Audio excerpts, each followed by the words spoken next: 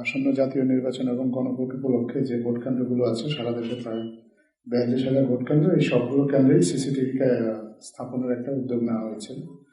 তো এই কেন্দ্রগুলোর মধ্যে সরকার পরীক্ষা নিরীক্ষা করে বা খোঁজখবর নিয়ে জেনেছে যে 6,552টা কেন্দ্রে ইতিমধ্যেই সিসিটিভি আছে, মানে আগে থেকে এই সিসিটিভি এই কেন্দ্রগুলোতে আছে। বাকি যে কেন্দ্রগুলো আছে সেগুলোতে আপনার সিসিটিভি স্থাপন করা হবে। এর মধ্যে সরকার একটা বিশেষ বরাদ্দ দিয়েছে সরকারের পক্ষ থেকে 71,98,28,000 টাকা সিসিটিভি ক্যামেরা স্থাপনের জন্য।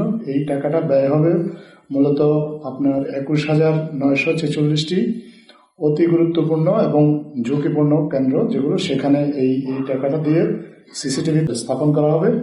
প্রতিটা কেন্দ্রে কমপক্ষে 6টা সিসি ক্যামেরা এই কেন্দ্রগুলোতে থাকবে।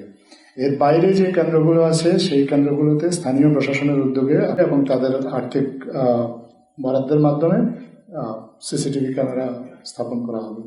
ইতিমধ্যেই এই কার্যক্রম সব জেলায় শুরু হয়ে গিয়েছে এবং অনেক জোরে সোরে চলছে। আমরা আশা করছি যে জানুয়ারির 31 তারিখের মধ্যেই বাকি কেন্দ্রগুলোতে সিসি ক্যামেরা স্থাপন করা হবে।